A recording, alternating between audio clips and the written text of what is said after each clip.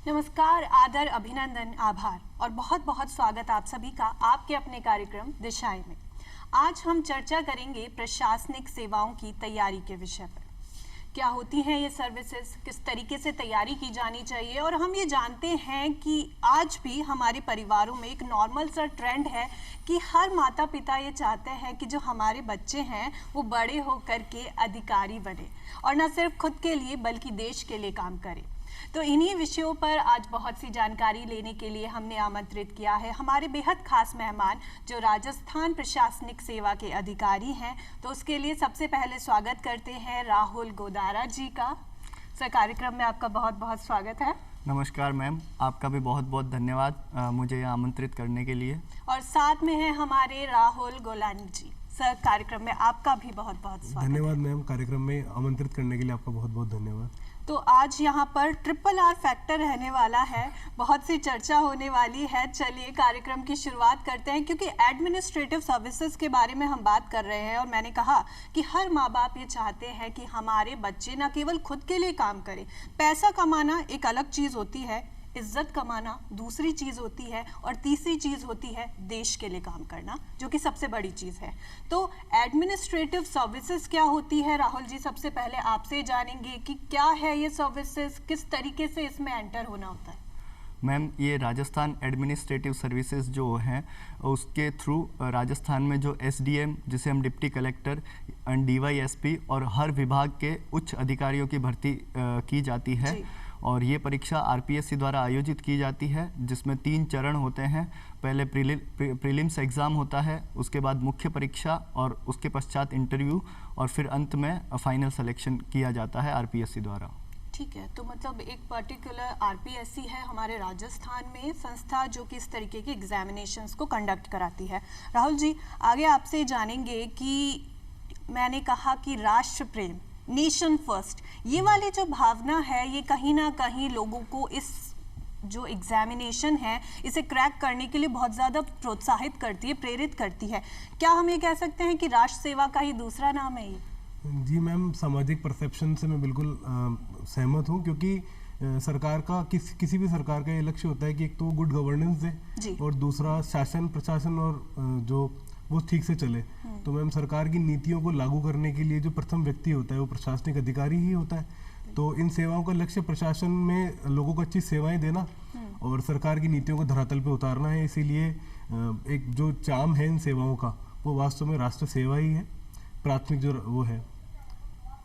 तो हम देखते भी हैं कि राहुल जी बहुत सारे जो स्टूडेंट्स हैं जो इस एग्जामिनेशन को क्रैक करना चाहते हैं, प्लस जो क्रैक कर चुके हैं, उनका एक परसेप्शन ये भी रहता है कि भाई ठीक है, भले हमारे पास कितना भी बड़ा पैकेज क्यों ना हो, हम बहुत उदाहरण ऐसे देखने को मिलते हैं हमें कि नहीं, हमें ये जॉब नहीं चाहिए, हमें तो सिर्फ ये चाहिए। आपके साथ भी ऐसा कुछ था, कोई पुराना एक्सपीरियंस, कोई जॉब? जी मैम, ऐसे बहुत सारे केसेस हैं और इनफैक्ट मेरा केस भी ऐसा ही है। अच्छा। मैंने ग्रेजुएशन के बाद इंटेलिजेंस ब्यूरो में इंस्पेक्टर के पद पे मैं पश्चिम बंगाल में तैनात था, और उसके बाद में मैं राजस्थान फॉरेस्ट सर्विसेज में फॉरेस्ट रेंज ऑफिसर के पद पे तैनात था।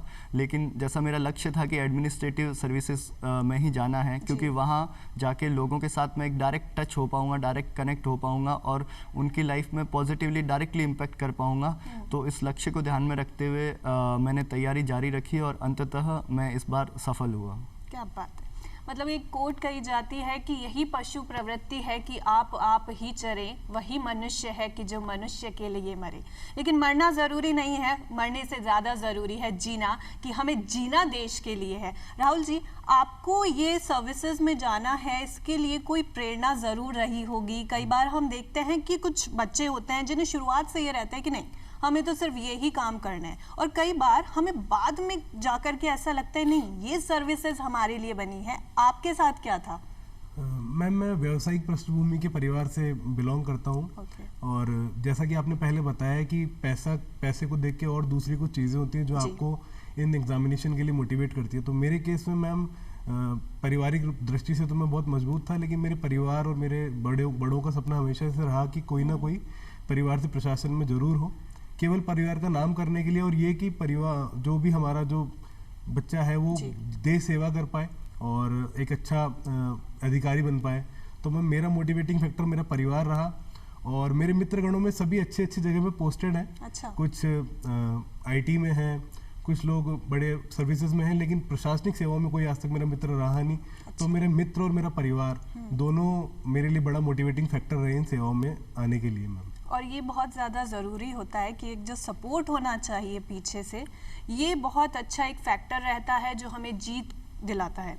राहुल जी, कि ये जो एडमिनिस्ट्रेटिव सर्विसेज है, हम देखते हैं कि राजस्थान का है, तो पूरे राजस्थान के बच्चे लगभग ये चाहते होते हैं कि नहीं, ये जो लिस्ट है, ये जो पोस्ट है, इसमें कहीं ना कहीं हमारा नाम आ जाए।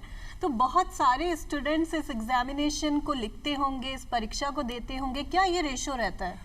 हाँ मैम, हर एक राजस्थान में पढ़ने वाले लड़के का यही सपना रहता है कि वो आरएएस में सिलेक्शन हो जाए। और जैसा देखा भी गया है कि अक्सर जो प्रारंभिक परीक्षा जो इसका फॉर्म है वो अराउंड 6 से 7 लाख लोग भरते हैं। फिर प्रारंभिक परीक्षा में 4 से 5 लाख लोग अपीयर होते हैं और फिर उसमें से 20,000 पास किए जाते हैं, वो मेन एग्जामिनेशन में अपीयर होते हैं। और उसके बाद इंटरव्यू प्रोसेस के लिए अराउंड 2 से 2,500 पास किया जाता है और फिर अंत में 1,000 के आसपास लड़कों को सेलेक्ट किया जाता है। तो इतने नंबर को देखते हुए अपने आप ही इस सर्विस की महत्वता बढ़ जाती है कि 7 लाख से जो जर्नी शुरू होती है वो लास्ट में जाके 900 या 1,000 पे ख़त्म होती है। जी जी जी। और इसीलिए इसे बहुत ही कठिन परीक्षाओं में एक शामिल किया जाता है। राहुल गुलानी जी, अब हमने ये तो जान लिया कि भाई प्री भी देना है, मेंस भी देना है, इंटरव्यू भी देना है। अब एक पर्टिकुलर अप्रोच के साथ हर स्टूडेंट को इस एग्जामिनेशन के लिए प्रिपेयर करना होता है, क्योंकि मुझे ऐसा लगता है कि जितने भी ये स्टेजेस हैं सबके लिए एक अलग अलग स्ट्रैटेजी फॉलो की जाती है। प्री का एक अलग तरीका होता है, ऑब्जेक्टिव पेपर्स रहते हैं, मेंस में हमें सब्जेक्टिव लिखना होता है और इंटरव्यू हमारा पूरा पर्सनैलिटी का ही एक तरीके से टेस्ट हो जाता है। किस तरीके से तैयारी की जानी चाहिए? मैम, जैसा कि राहुल गुदारा सर ने बताया कि 3 स्टेजेस 3 चरणों में ये परीक्षा संपन्न की जाती है। प्रीलिम्स परीक्षा, मुख्य परीक्षा और आखिरी में साक्षात्कार के दौरान उनका सिलेक्शन किया जाता है। तो मैम, प्रारंभिक परीक्षा हो या चाहे मुख्य परीक्षा हो, इंटीग्रेटेड तैयारी की अप्रोच एक बहुत ही अच्छा प्रयास है, क्योंकि मैं ये मानता हूँ कि हर विद्यार्थी की मजबूती और कमजोर पक्ष अलग अलग होते हैं। कोई विद्यार्थी अगर मान लीजिए जीके के सब्जेक्ट्स में अच्छा है, तो कोई विद्यार्थी गणित या विज्ञान में अच्छा है। तो मुझे ऐसा लगता है मैम कि हर विद्यार्थी की अप्रोच अलग होती है, लेकिन इंटीग्रेटेड जो अप्रोच होती है कि आप एक साइमल्टेनियस अप्रोच लेके चलिए जिसमें आप सभी विषयों को बराबर टारगेट करें। तो जैसा कि मैम, जो प्रारंभिक परीक्षा होती है उसमें जो मेन जो सब्जेक्ट्स होते हैं, जैसे जो अपन कोर सब्जेक्ट कहे जा सकते हैं प्रशासनिक सेवाओं के लिए, इकोनॉमी, पॉलिटी, हिस्ट्री, ज्योग्राफी, उसके अलावा मैम कुछ रीजनिंग और मैथ्स के जो सब्जेक्ट हैं वो जो केवल प्रारंभिक परीक्षा में ही पूछे जाते हैं। तो अगर कोई व्यक्ति उन सब्जेक्ट को टारगेट करके राजस्थान का समसामयिकी और राजस्थान की इकोनॉमी में भी फोकस करता है तो वो कम समय में प्रारंभिक परीक्षा को आराम से क्लियर कर सकता है। लेकिन अगर आपको मुख्य परीक्षा में सफल होना है तो आपकी हर सब्जेक्ट पे, हर छोटी जगह पे कमांड होनी चाहिए, क्योंकि मुख्य परीक्षा में आपको 4 पेपर लिखने होते हैं जिनको GS1, GS2, GS3 ऐसे GS4 बोला जाता है। GS4 विशुद्ध रूप से एक भाषा का पेपर है जिसमें अंग्रेजी और हिंदी भाषा के कुछ प्रश्न आपसे पूछे जाते हैं। और GS1, GS2, GS3 में सभी सब्जेक्टों को मिला के 3 पेपर होते हैं। तो मुझे ऐसा लगता है कि सभी सब्जेक्ट से आपकी इक्वल कमांड, इक्वल समझ जरूरी है, जो आपको साक्षात्कार में भी बिल्कुल मदद करती है मैम। बिल्कुल बिल्कुल, बहुत अच्छी तरीके से आपने हमें बताया कि एक इंटीग्रेटेड अप्रोच लेकर के चलने की ज़रूरत है, क्योंकि कई बार ऐसा होता भी है कि यदि कोई स्टूडेंट है वो प्रिपेयर कर रहा है और वो प्री के हिसाब से मान लीजिए प्रिपेयर कर रहा है केवल, तो वो कई बार मेंस में जाकर के ये दिक्कत हो जाती है, क्योंकि बहुत लिमिटेड टाइम मिलता है, कुछ महीनों का समय होता है। अब उसमें आंसर राइटिंग की प्रैक्टिस करना इतना ईजी चीज़ नहीं है। तो यदि हम शुरुआत से इसे लेकर के चलें तो वो हमें बेनिफिट देगा इंटरव्यू तक भी। राहुल जी, आपकी अप्रोच क्या थी? मैम, मेरी अप्रोच थोड़ी अलग थी, क्योंकि मैं जॉब भी कर रहा था और मैं जयपुर में भी नहीं था। तो मैं पश्चिम बंगाल के मालदा डिस्ट्रिक्ट से मैंने अपनी तैयारी करी प्रीलिम्स और मेंस की। तो पर मैंने वही जो स्टैंडर्ड बुक्स होती है NCERT और RBSC बोर्ड और जो कोचिंग मटेरियल के नोट्स है उनकी हेल्प ली, और कुछ मेरे अच्छे मित्र थे तो उनके साथ में रह के हमने ग्रुप स्टडी भी की। उसमें ग्रुप स्टडी का भी बड़ा रोल रहता है, तो कुछ टॉपिक्स हम तैयार कर लेते थे और फिर उस पर डिस्कशन और एक दूसरे से जो कॉपी इवेल्यूएशन है कि मैंने कुछ आंसर लिखे, उसने कुछ आंसर लिखे और हमने एक दूसरे को चेक कर लिए, तो उससे हमें काफ़ी वैल्यूएबल इनपुट्स मिलते थे। ठीक है, तो आपने बताया क्योंकि आप पहले से भी जॉब भी कर रहे थे, ऐसे में टाइम मैनेज करना ये तो और ज़्यादा डिफिकल्ट हो जाता है, क्योंकि एक टाइम पे एक स्टूडेंट है जो कि पर्टिकुलर डिवोटेड है अपनी स्टडी को लेकर के, अपने 24 घंटे की नहीं मुझे तो सर्वस्व समर्पित करना है, लेकिन दूसरी साइड ऐसे बहुत सारे स्टूडेंट हैं जिनके अलग अलग रीज़न हो सकते हैं, कुछ को फाइनेंशियल प्रॉब्लम हो सकती है या कुछ को जॉब करनी है, जैसे आपके साथ जॉब लग चुकी थी तो भाई उसे हम क्यों छोड़े, साथ में प्रिपेयर करेंगे। ये कितना मुश्किल हो जाता है बैलेंस करना? मुश्किल तो रहता है, समय की कमी रहती है, क्योंकि आपको जॉब के अपने जो ऑब्लिगेशंस होते हैं वो भी पूरे करने हैं, क्योंकि वो भी आप सैलरी ले रहे हो तो उसके तहत भी आपको काम करना पड़ता है।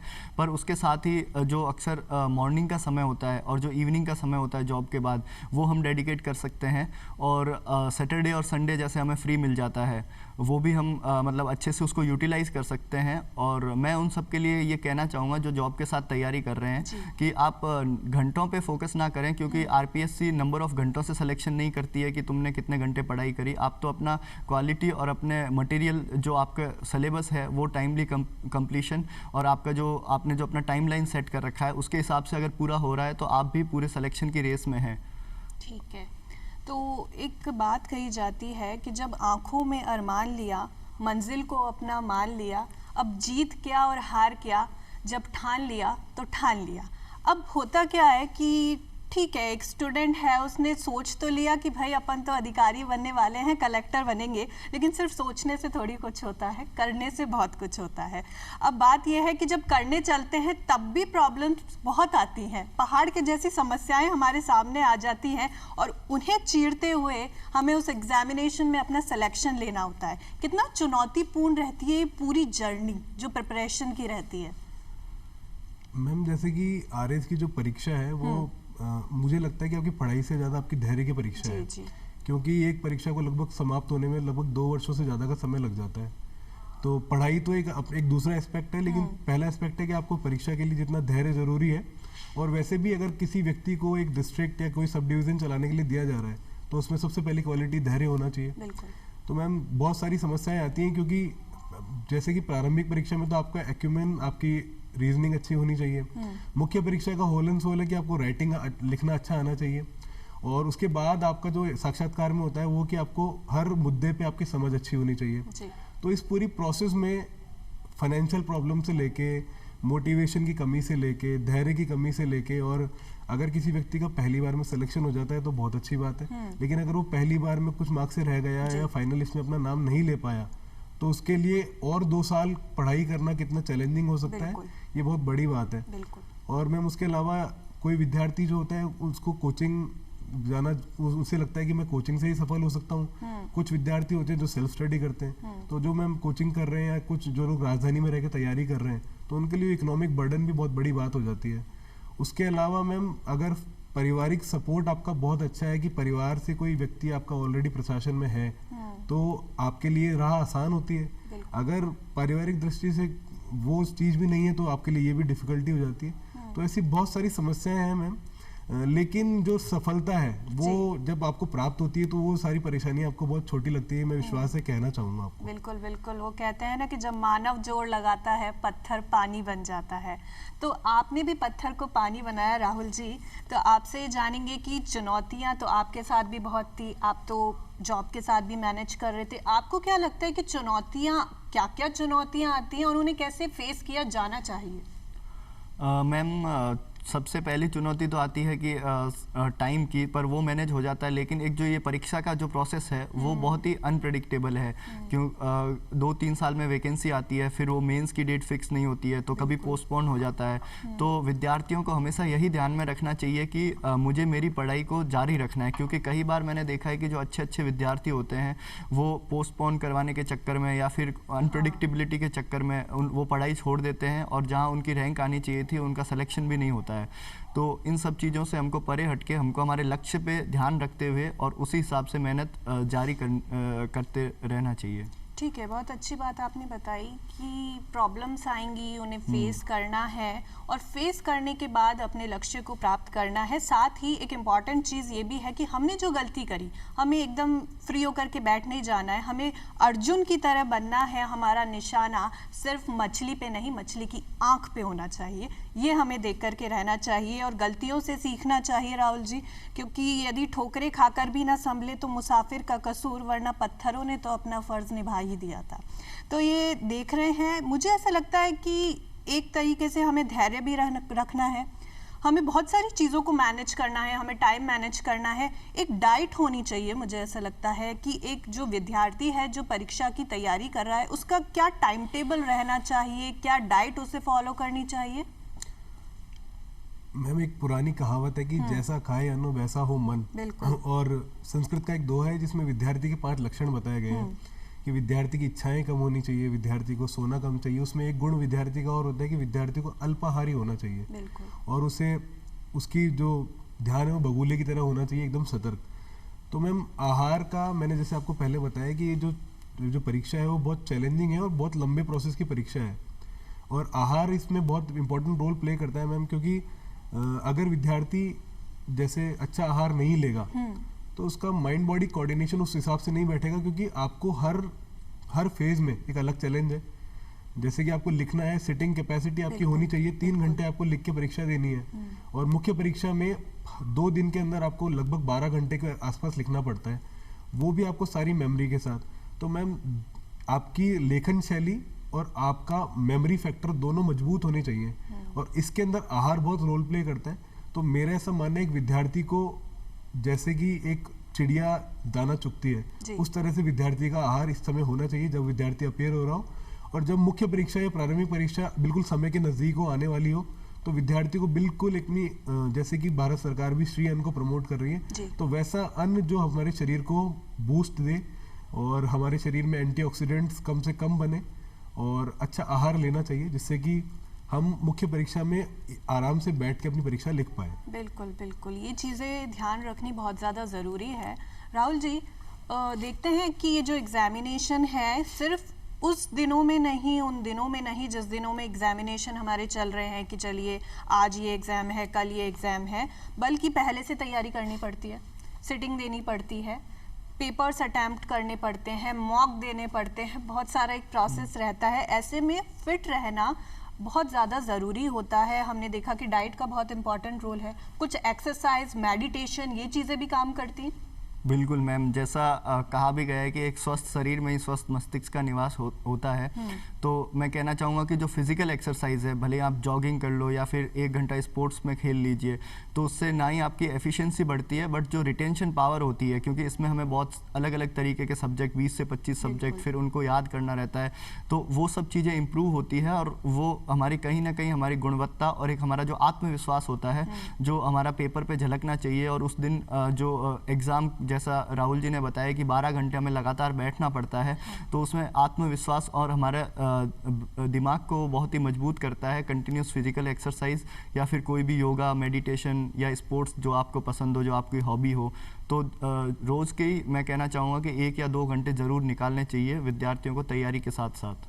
ठीक है, राहुल जी, आपसे आगे ये जानेंगे कि चैलेंजेस के बारे में थोड़ा और डिस्क्राइब करके आप हमें ये बताइए कि क्या क्या तरीके के चैलेंजेस, परेशानियां एक स्टूडेंट के सामने आती हैं जब वो तैयारी कर रहा होता है। क्योंकि हम देखते हैं, जैसे आपने अटैम्प्ट्स की बात की थी, ज़रूरी नहीं है कोई विद्यार्थी है वो उसने अपना फर्स्ट अटैम्प्ट दिया या सेकंड भी दिया और उसका सिलेक्शन हो गया, नहीं हुआ, अब उसके ऊपर बहुत ज़्यादा प्रेशर होता है। कई बार ये होता है कि अरे आगे और अटैम्प्ट देने हैं, अब कैसे होगा, घर वाले भी कई बार सपोर्ट नहीं करते हैं, जो लोग हैं वो कुछ कहते हैं, अरे देखो इस बार भी नहीं हुआ। ये सब चीज़ों को सुन के अपने आप को स्ट्रांग बनाना होता है। क्या क्या चैलेंजेस आते हैं? मैम, प्रशासनिक सेवा में जो अपेयर होते हैं वो मुख्यतः विद्यार्थी ग्रामीण पृष्ठभूमि से बिलोंग करते हैं मेनली, क्योंकि जो अपनी प्रशासनिक सेवाएं हैं उनका जो जज्बा पाया जाता है वो ग्रामीण जो पृष्ठभूमि से बच्चे आते हैं उनमें ज़्यादा पाया जाता है। तो मैंने आपको जैसे पहले बताया कि लेंदी प्रोसेस के अंदर आपको इकोनॉमिक बर्डन ना आए, उसके लिए आपको परिवार बहुत सपोर्टिव होना चाहिए। दूसरा मैम ये कि इकोनॉमिक बर्डन को झेलने के लिए आपको बहुत सारे सब्जेक्ट्स पढ़ने पड़ते हैं, तो मान लीजिए कि एक विद्यार्थी अगर 10 से 12 हज़ार रुपये खर्च कर रहा है, तो ग्रामीण परिवेश में एक विद्यार्थी के लिए इतना निकाल पाना उसके परिवार के लिए बहुत बड़ी बात है। दूसरा मैम कि जैसे मैंने बताया, आपने बताया कि मान लीजिए 2 अटेम्प्ट में नहीं हुआ, 3 अटेम्प्ट में नहीं हुआ, तो आप इतने लंबे समय तक उस मोटिवेशन को कैसे बना के रखेंगे? जो सपना आपने देखा था, जिस सपने पे आप चले थे, जो आपने स्टार्ट किया था, उसको आखिर तक ले जाना है। दूसरा मैम ये होता है कि कई बार विद्यार्थी मुख्य परीक्षा पास कर लेता है लेकिन साक्षात्कार में असफल हो जाता है, तो उसको उन चीज़ों को देखते हुए एक ये परेशानी है। दूसरी परेशानी मैम, जैसे आपने बोला कि डाइट की समस्या है, हाँ। तो डाइट लेना और उस समय पर लेना, क्योंकि विद्यार्थी कभी कभार पढ़ते पढ़ते भूल जाता है कि उसे अच्छी डाइट भी लेनी है, वो उस पूरे रूटीन के अंदर इतना घुल जाता है कि वो अपने शरीर का शारीरिक कारणों का ध्यान रखना ही भूल जाता है कि मेरा शरीर स्वस्थ कैसे रहे। दूसरा ये।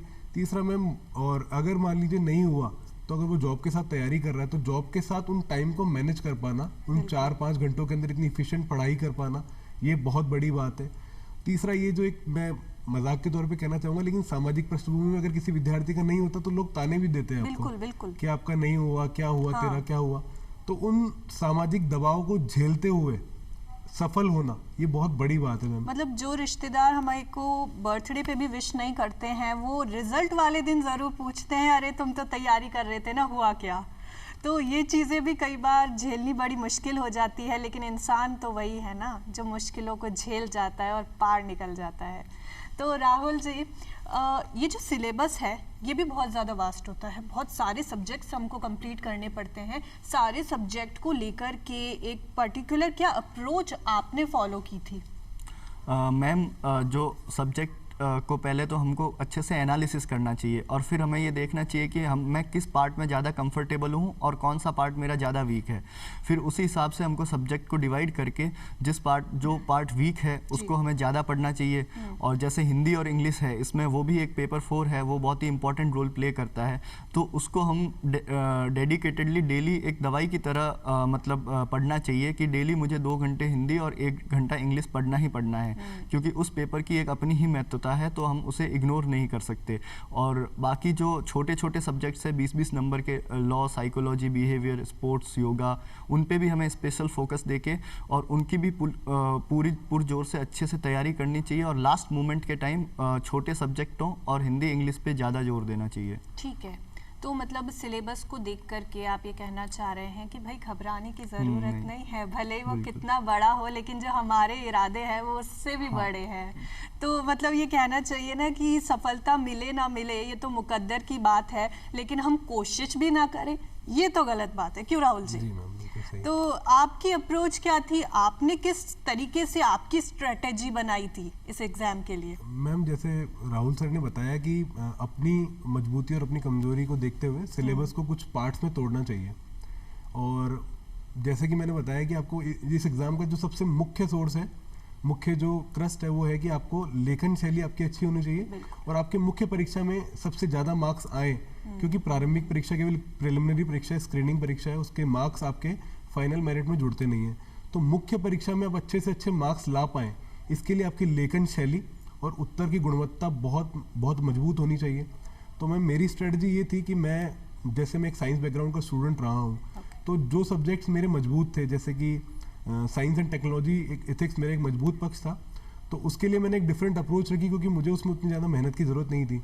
बाकी जो जीके के सब्जेक्ट्स है, तो मैम पहला तो मैंने कार्य ये किया कि जितनी भी राजस्थान सरकार की ऑथेंटिक किताबें हैं उनको मैंने खंगाला। मैंने किसी भी कोचिंग संस्थान के नोट्स की मदद नहीं ली। मैंने अपने स्तर पे उन किताबों को देखा और मेरा ऐसा मानना है कि जो प्रशासनिक सेवाओं में जो आयोग परीक्षाएं आयोजित करवाता है, वो सिलेबस को ऐसे डिज़ाइन करता है कि गरीब से गरीब बच्चा उस तैयारी को अफोर्ड कर पाए। तो जितनी भी किताबों में वो सिलेबस मुझे मिल रहा था, राजस्थान लोक सेवा आयोग की जो किताबें थी या पाठ्य पुस्तक मंडल की जो किताबें थी या हमारे जो NCERT या RBSE की किताबें थी, उनको मैंने इकट्ठा किया। उनको मैंने 3 से 4 महीने खुद के अपने दम पे पढ़ाई करी, खुद के लेवल पे पढ़ाई करी। फिर उन किताबों से मैंने मेरे नोट्स बनाए और जैसे जैसे मुख्य परीक्षा मेरे पास आती गई, मैंने उन किताबों को और उन नोट्स को और छोटा किया, शॉर्ट नोट्स में तब्दील किया। और फाइनल परीक्षा देते देते मेरे पास एक पुस्तक थी हर पेपर की, और जिसे मैं परीक्षा के 2 घंटे पहले रिवाइज करके गया और मैंने इतने अच्छे मार्क्स फैच किए। एक बात मैं विद्यार्थियों को ये बात कहना चाहूँगा कि अगर आप रिटेंशन नहीं कर पाते फैक्ट्स का और उन फैक्ट्स का आप आंसर में उसको शामिल नहीं कर पाते तो आप कंपैरेटिवली कम मार्क्स फैक्ट्स करेंगे। तो मेरा ये सभी से कहना है कि आप अच्छे सोर्सेज से पढ़ाई कीजिए और अच्छे नोट्स बनाइए, खुद के नोट्स बनाइए और एक अपने आंसर को दूसरों से अलग बनाने की कोशिश कीजिए, क्योंकि अब जब आपका आंसर दूसरों से अलग होगा तो आपके मार्क्स अच्छे आएंगे और जरूरत है कि आप बिल्कुल मुख्य परीक्षा में बिल्कुल लोगों से अलग एक नंबर लेके आएंगे और आप सफल होंगे बिल्कुल मैम। ठीक है, तो मतलब आपने क्लासेस ज्वाइन नहीं करी थी कहीं, कोचिंग? नहीं मैम, मैंने अपनी तैयारी बिल्कुल सेल्फ स्टडी के तौर पे की थी। जैसे मैंने पहले बताया कि मैं पारिवारिक व्यवसाय से जुड़ा हुआ था, तो मैंने सरकार की ऑथेंटिक किताबों से ही पढ़ाई की है। कुछ चीज़ों के कुछ जैसे बिहेवियर है या कुछ छोटे सब्जेक्ट्स हैं जो कम मार्क्स के होते हैं, उनके लिए मैंने कोचिंग संस्थानों के नोट्स रेफर किए थे, लेकिन जो मुख्य सब्जेक्ट है उनके लिए मैंने सरकार की किताबों पे ही बिल्कुल निर्भर में रहा हूँ मैं। क्या बात है। तो मतलब ये जो एक बात कही जाती है ना कि ये कोचिंग ज्वाइन करो, वो कोचिंग ज्वाइन करो, बड़े शहरों में आओ, इन सब की कोई ज़रूरत नहीं होती है। मेन चीज़ जो मेन फैक्टर होता है वो होता है सेल्फ स्टडी। कोचिंग क्लासेस ज़रूर हमारी हेल्प करती है, ऐसा नहीं है कि उन्हें लेना गलत चीज़ है, लेकिन वो हमारे ऊपर पर्सनली डिपेंड करता है कि हमारी तैयारी क्या है, हमारी अप्रोच क्या है, हमारी सब्जेक्ट्स पर पकड़ कितनी है। ये सब चीज़ें बहुत ज़्यादा इंपॉर्टेंट होती है। राहुल जी, अब सर्विसेज में तो आप आ चुके हैं जी। तो एक देखना चाहेंगे, हम आपसे पूछना चाहेंगे कि ये जो सर्विसेज के बाद की जो लाइफ होती है, क्या क्या काम इस फील्ड में रहते हैं करने के लिए? जी मैम, जैसा जो सर्विस एलोकेशन होती है उस हिसाब से काम भी वेरी करते हैं, बट बेसिकली जो प्रशासनिक लेवल पे जो मुद्दे होते हैं, जैसे ज़मीन का भू रूपांतरण है या फिर आपके एरिया में जो अदर डिपार्टमेंट्स है वो अच्छे से काम कर रहे हैं कि नहीं कर रहे हैं, उनका एक ओवरऑल सुपरविज़न लेना, और जो बीपीएल फैमिलीज़ है उनको सरकार की सुविधाओं का लाभ मिल रहा है कि नहीं मिल रहा है, राशन टाइमली राशन शॉप्स पे मिल रहा है कि नहीं मिल रहा है, जो हॉस्पिटल है, जो स्कूल्स है वो सुचारू रूप से चल रहे हैं कि नहीं चल रहे हैं। तो ओवरऑल सुपरविज़न उन सब एरिया का करना रहता है, ताकि जो सरकार जो पॉलिसीज़ बना रही है और सरकार जो स्कीम्स बना रही है उसका उस लास्ट गरीब से गरीब आदमी को भी उसको पूरा अच्छे से फ़ायदा मिल सके। यही भूमिका रहती है हर एक प्रशासनिक अधिकारी की जो आरएएस से सेलेक्ट होता है।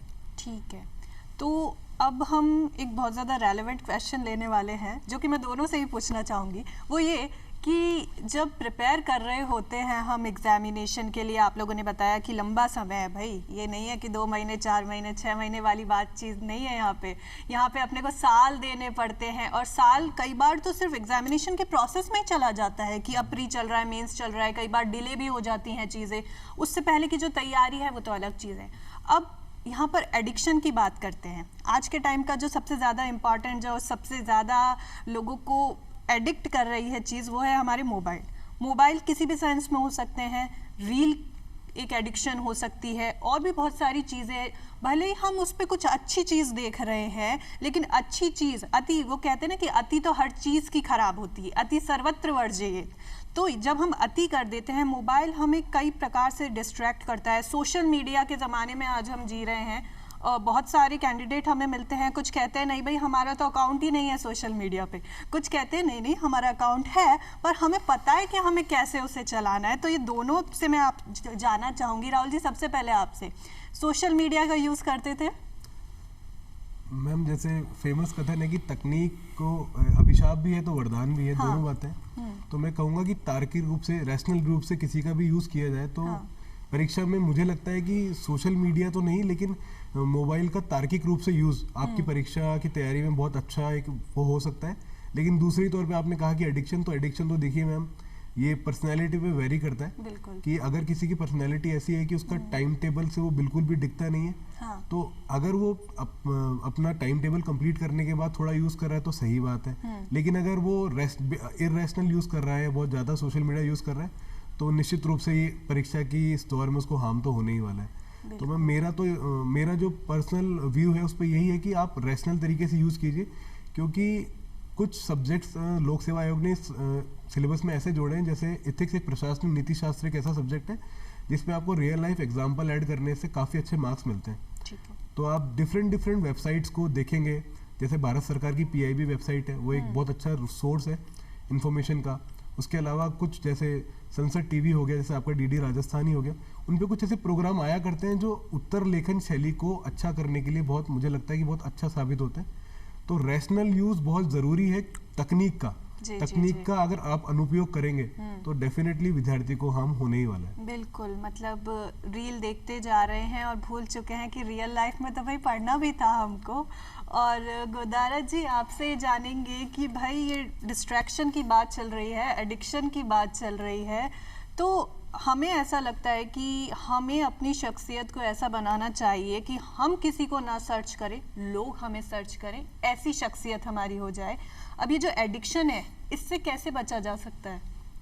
मैम, एडिक्शन से यही कि हमें हमारा जो, जैसा राहुल जी ने बताया कि एक हमारा जो आज का सिलेबस का टारगेट है वो अगर हमारा पूरा हो गया तो उसके बाद हम यूज़ कर सकते हैं, क्योंकि इंसान भी तो एक कोई मशीन नहीं है, उसे भी एंटरटेनमेंट चाहिए रहता है और रिफ़्रेश होने के लिए ज़रूरी होता है कि आप फिर से उसी एफिशिएंसी के साथ में वापस काम पे कर सको। और वो एक एज ए मोटिवेटर की तरह भी काम करना चाहिए कि मैं अगर 7 दिन में मैंने इतना कर लिया तो मैं एक मूवी देख लूँगा या फिर मैं वहाँ कहीं चला जाऊँगा, तो एक वो फोर्स रहता है कि हाँ मुझे सिलेबस करना है ताकि मुझे मूवी देखने को मिलेगी। तो उस तौर पर हम उसको एज ए वेपन यूज़ कर सकते हैं ताकि वो हमारी कमजोरी नहीं बने और एक हमारा हथियार की तरह हम उसे काम में ले सकें, सोशल मीडिया को। और बाकी यूट्यूब पर आजकल जैसे डिजिटल मीडिया का युग है तो बहुत सारे फ्री कंटेंट्स भी अवेलेबल है जो काफ़ी मदद मिलते हैं। जो अभ्यर्थी जयपुर नहीं आ सकते या जो दूर दूरस्थ से तैयारी कर रहे हैं तो उन्हें बहुत अच्छे अच्छे कंटेंट है, कुछ अच्छे अच्छे वीडियोज़ है जो काफ़ी मदद कर सकते हैं उन्हें तैयारी में। ठीक है, तो मतलब हमारे जो एक्सपर्ट्स हैं वो ये कह रहे हैं कि ठीक है, बिल्कुल त्याग पत्र मत दे दीजिए, लेकिन जो हमारी टेक्नोलॉजी है उसको पॉजिटिव तरीके से अपने फ़ायदे के लिए यूज़ कीजिए। तो राहुल जी, आगे आपसे जानेंगे कि भाई जब प्रिपेयर कर रहे हैं तो बहुत लंबा समय देना पड़ता है पढ़ाई के लिए। मतलब ऐसा नहीं है कि 1 घंटे पढ़ लिया, 2 घंटे पढ़ लिया और हो गया। इतना तो एक एक सब्जेक्ट्स के लिए, न्यूज़ रीडिंग के लिए ज़रूरत हो जाती है। तो ऐसे में जो अपने डेली रूटीन है, जो बाकी की चीज़ें हैं, पर्सनल लाइफ है, उन्हें कैसे आपस में बैलेंस किया जाता है कि नहीं हम अपनी हेल्थ का भी ध्यान रख लें, थोड़ा टाइम परिवार के साथ भी दे लें, कैसे मैनेज होता है? बताइए। मैं मानता हूँ कि ये एक विद्यार्थी की पर्सनैलिटी पर डिपेंड करता है कि एक तो अपनी स्ट्रेंथ और वीकनेस का पता लगाए कि उसे रात में पढ़ना अच्छा लगता है, दिन में पढ़ना अच्छा लगता है। तो अगर उसे जिस भी समय पढ़ना अच्छा लगता है तो वो अपने फिक्स आवर्स रखे। और मेरा ऐसा मानना है कि जो एक स्टॉप और स्टडी होती है कि हम बैठे तो रहते हैं 8 घंटे, लेकिन अगर इफेक्टिव स्टडी की बात करें तो 3 घंटे भी अपनी इफेक्टिव स्टडी नहीं हो रही है। तो मुझे ऐसा लगता है कि जो स्टॉप और स्टडी है और अपनी एफिशिएंट आवर जब आप बिल्कुल प्रोडक्टिव होते हैं तो जनरली 90% लोग जो होते हैं वो सुबह जल्दी उठ के पढ़ते हैं। तो अब अगर आप 5 या 6 बजे उठ जाते हैं और अगर सुबह के 3 से 4 घंटे आप पढ़ लेते हैं तो मुझे लगता है कि वो ये सबसे अच्छा रूटीन है। और मेरा ऐसा मानना है कि प्रशासनिक तैयारियों की जो लोग बिल्कुल असफल हो जाते हैं, जो अंततः सफल नहीं हो पाते, उनका एक बहुत बड़ा एग्जाम्पल या बहुत बड़ी गाइड ये रहती है अभ्यर्थियों के लिए कि प्रशासनिक सेवाओं की तैयारियों के चक्कर में बिल्कुल सोशल लाइफ मत भूल जाना। कहीं बिल्कुल आपको परिवारजन या रिश्तेदार जानने से ही मना कर दे कि इस लड़के को तो हमने देखा ही नहीं है कभी, छोटा सा देखा था, अब पता नहीं क्या कर रहा है। तो मुझे ऐसा लगता है कि हर चीज को रैशनल तरीके से मेंटेन करें और ये करें कि आप अपने प्रोडक्टिव स्टडी आवर्स देखिए और उन प्रोडक्टिव स्टडी आवर्स को करने के बाद में आप अपनी सामाजिक जिम्मेदारियां भी निभाइए, सब कीजिए, लेकिन एक लिमिटेड वे में, क्योंकि आपको विद्यार्थी के गुण तो मेंटेन करना ही है। तो आप अपनी पर्सनल लाइफ को इस तरह से बैलेंस कर सकते हैं कि वो आपके जो मैं कहूँगा प्रोफेशनल लाइफ, आपकी स्टडी है, उसके बीच में ना आए। ठीक है सर, आपसे ये जानेंगे कि क्या होना चाहिए एक आइडल रूटीन? जैसा राहुल जी ने बताया कि वो एक हर स्टूडेंट से स्टूडेंट वेरी करता है, बट जैसे कुछ लोग अगर जॉब में हैं तो वो दिन के टाइम नहीं पढ़ सकते, तो उन्हें लेट नाइट या फिर अर्ली मॉर्निंग जो सूटेबल करे, जिस टाइम हमारा कंसंट्रेशन मैक्सिमम हो, या फिर जैसे हम अगर फैमिली के साथ में रह रहे हैं तो अगर घर में कोई बच्चा है तो वो जब सो जाए या फिर फैमिली वालों के उठने से पहले, और अगर सिंगल रूम लेके जयपुर में रह रहे हैं तो कभी भी हम शेड्यूल में हमारे जो 8-10 घंटे जो हमारे बेस्ट बैठते हैं उस हिसाब से हम निकाल सकते हैं। ठीक है, गुलानी जी, आपसे जानेंगे कि अभी बहुत सारे स्टूडेंट्स हैं, आप लोगों ने एग्ज़ाम क्रैक किया है, आने वाले एग्ज़ाम होने वाले हैं, बहुत सारे लोग तैयारी कर रहे हैं। आज आपकी ये जो बातें हैं उन्हें निश्चित ही बहुत प्रेरणा दे रही होंगी, टिप्स दे रही हैं। आपकी तरफ से क्या ऐसे सुझाव, क्या ऐसी उपयोगी बातें आप हमारे दर्शकों के साथ शेयर करना चाहेंगे जो उन्हें इस एग्जामिनेशन को क्रैक करने में बहुत ज़्यादा हेल्प करें? मैम, मेरा प्राथमिकता या प्रथम सुझाव ये मानिए कि विद्यार्थियों को ये रहेगा कि सबसे पहले आप अपना मानस या अपना जो कहते हैं कि एक डिटर्मिनेशन, उसको इतना मजबूत कीजिए कि अगर विपरीत से विपरीत परिस्थिति हो जाए तो आप क्यों आपने स्टार्ट किया था कि वाई, क्योंकि इंटरव्यू में भी आपसे पूछा जाता है why you want to become an RAS और आईएएस, तो वो जो आपका वाई है ना वो इतना मजबूत होना चाहिए कि कितनी भी परेशानी आपके सामने आ जाए, पहले तो वो वाई का आंसर आपके पास हमेशा होना चाहिए, चाहे समय कितना भी लग जाए, लेकिन जो आपने सोचा था, जो सोचकर स्टार्ट किया था वो। दूसरा ये कि कोई भी विद्यार्थी अगर पहले अपेयर हो रहा है तो उसे सबसे पहले सिलेबस पे बहुत ज़्यादा कमांड होनी चाहिए, क्योंकि इस एग्ज़ाम की जो आत्मा है वो उसका सिलेबस है। क्योंकि आप इन्वायरमेंट में जो देखते हैं, कहीं किसी के साथ घूमने भी जाते हैं, अगर वो घटना डायरेक्टली सोशल लाइफ को इम्पैक्ट करे तो ये मान के चलिएगा कि आपके उत्तर लेखन शैली में वो ज़रूर काम आएगी। तो एक तो सिलेबस पे कमांड बनाइए, एक अपना डिटर्मिनेशन मजबूत रखिए, और दूसरा टाइम टेबल, जैसा हमने पूरी चर्चा में काफ़ी डिस्कस किया कि टाइम टेबल आपका बहुत स्ट्रांग होना चाहिए कि एटलीस्ट आप वीक के 5 दिन या 6 दिन कम से कम 8 आवर की प्रोडक्टिव स्टडी करें, और अगर आप जॉब में हैं तो एटलीस्ट 5 आवर्स की स्टडी करें, क्योंकि इस एग्ज़ाम की डिमांड कॉन्टिन्यूटी और धैर्य है। तीसरा मैं ये कहूँगा कि आप अपना मोटिवेशन ढूंढिए। कुछ लोग अपना मोटिवेशन परिवार में ढूंढते हैं, कुछ लोग अपना मोटिवेशन पारिवारिक स्थिति में ढूंढते हैं, कुछ लोग अपना जो मोटिवेशन है वो मित्रों में ढूंढते हैं कि मेरा मित्र यहाँ चला गया, वहाँ चला गया, मुझे ये बनना है। कुछ लोग अपना मोटिवेशन सामाजिक सेवा में ढूंढते हैं कि मुझे किसी चीज़ से मतलब नहीं है, मुझे समाज की सेवा करनी है। तो आपका मोटिवेशन फैक्टर बहुत स्ट्रांग होना चाहिए। और अंततः इस एग्ज़ाम में जब सफल हो तो धारणा ये रहनी चाहिए कि मुझे सिर्फ समाज की सेवा करनी है, अपने राष्ट्र को आगे ले जाना है, और इस राष्ट्र निर्माण में अगर मेरा छोटा सा योगदान हो सकता है तो वो हो। तो मुझे लगता है ये चारों चीज़ें बहुत इंपॉर्टेंट है और बहुत ज़रूरी है, और सफिशिएंट भी है, काफ़ी है आपको सफलता दिलाने में। क्या बात है। गोदारा जी, आप क्या शेयर करना चाहेंगे, क्या बोलना चाहेंगे, ताकि इसकी जो जानकारी है उससे हमारे जो आज के विद्यार्थी हैं जो प्रिपेयर कर रहे हैं उन्हें फ़ायदा मिले? मैं सबसे पहले तो उन विद्यार्थियों को ये कहना चाहूँगा कि आप जिस भी एग्ज़ाम की तैयारी कर रहे हैं, पहले तो आप में एक पूरा आत्मविश्वास होना चाहिए कि मैं ये एग्ज़ाम निकाल सकता हूँ। जब आप में ऐसी फीलिंग्स होगी, एक पॉजिटिव माइंडसेट होगा, तभी आपका पढ़ने का मन करेगा और अपना एफर्ट देने का मन करेगा। तो आत्मविश्वास के साथ और पक्की लगन के साथ और अपने सिलेबस और अपने जो टेस्ट सीरीज़ आपने लगा रखी है उनको ध्यान में रखते हुए तैयारी करनी चाहिए। क्या बात है। तो राहुल गोदारा जी, राहुल गुलानी जी, आज का ये जो सेशन है ये बहुत ही अच्छा रहा, और मैं पूरी तरीके से आश्वस्त हूँ कि जो हमारे दर्शक हैं वो इससे बहुत ज़्यादा फ़ायदा लेने वाले हैं। इतनी सारी जानकारी इतनी सहजता सरलता से आप दोनों ने प्रदान की, उसके लिए बहुत बहुत धन्यवाद। Thank you so much.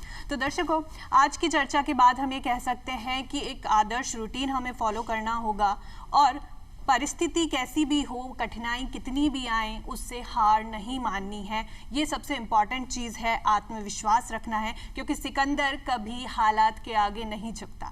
तारा अगर टूट भी जाए ज़मीन पे नहीं गिरता, गिरते हैं सारे दरिया ही समंदर में, मगर कोई समंदर कभी दरिया में नहीं गिरता। ये है हमारी कैपेसिटी।